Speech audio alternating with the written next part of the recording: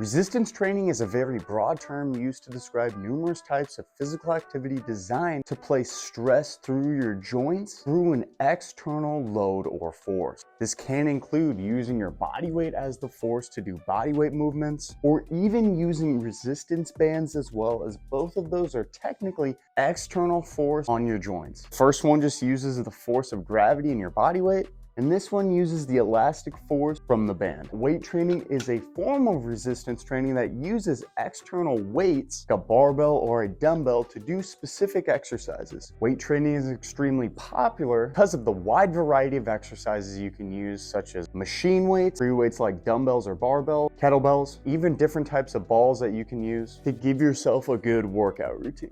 Now, you don't need to do weight training, and first starting out, although I do try to get everyone to do weights, starting out with some body weight movements like a body weight squat, and doing some easy exercises with bands might be an okay place to start. I truly believe everyone needs to do resistance training. Weight training is simply another form of resistance training.